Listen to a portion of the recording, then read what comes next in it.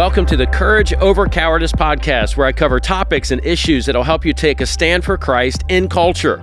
More than ever, followers of Jesus need courage to stand up, speak up, and to live out their faith, because people need to know that there's a God in heaven that loves them, and it is His truth that sets people free.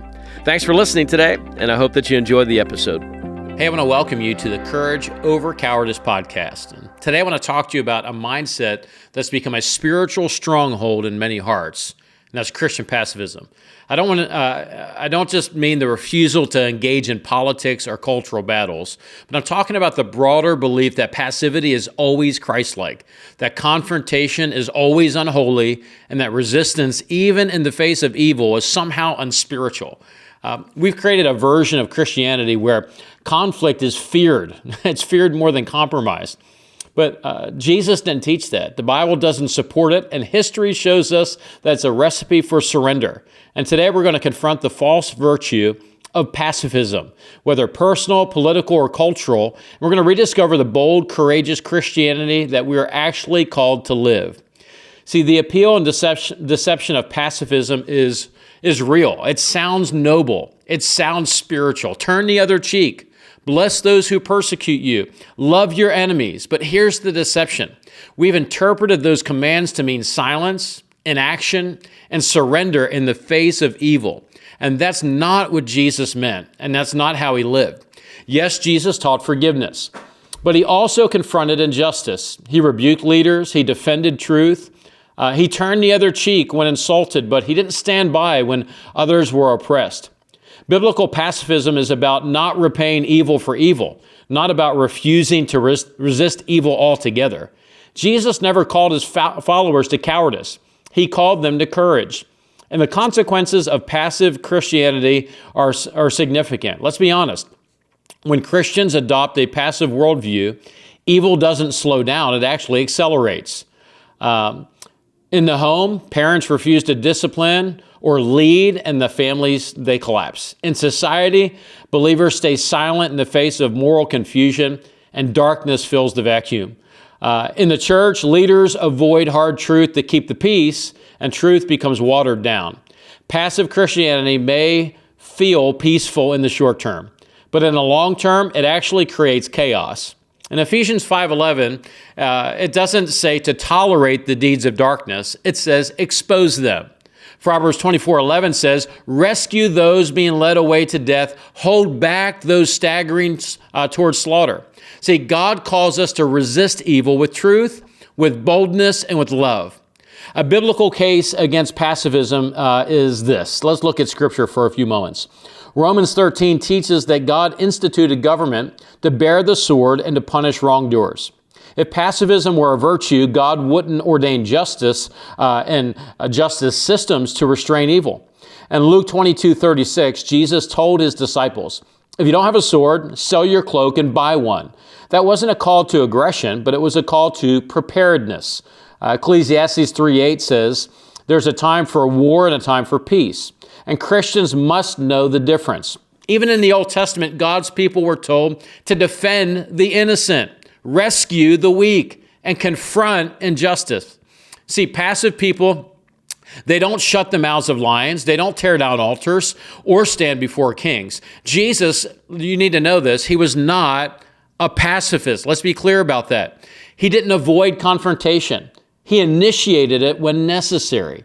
He didn't back down from political or religious leaders. He called them out publicly. He didn't shrink back from truth. He declared it boldly, even when it cost Him everything.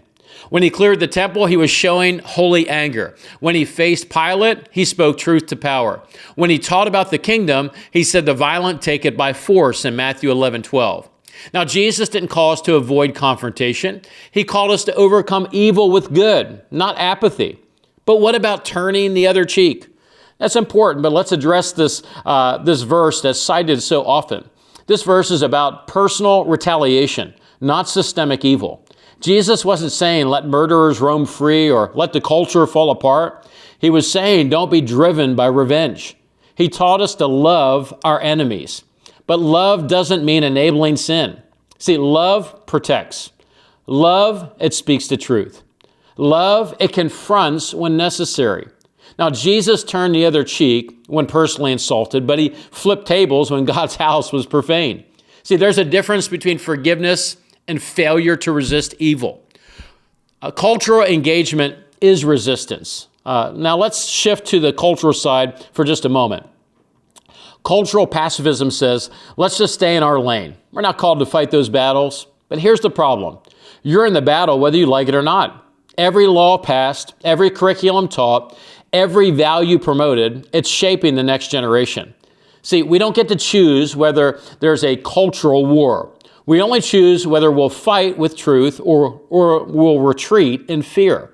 Jesus said, you are the light of the world. Light exposes. Light invades. You don't light a lamp and hide it. You shine it boldly. Now, here's some realities that we need to address. History confirms this, that the greatest movements of justice and freedom were led by Christians who rejected pacifism. Believers who fought slavery, they didn't stay quiet. Pastors who resisted tyranny, they didn't play it safe. Reformers, revivalists, abolitionists, and missionaries, they stepped into the fire, not away from it. They didn't just pray and preach, they acted. They wrote laws, they led marches, they protected the vulnerable, and they stood against evil at every level. And they did it not in spite of their faith, but because of it. Now let's get brutally honest. Most pacifism in the church today isn't about love, it's actually about fear.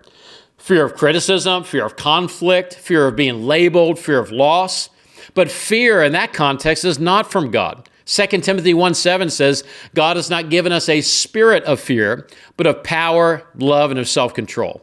If fear is keeping you silent, it's not humility. Hear me. It's bondage. So what does biblical boldness look like today?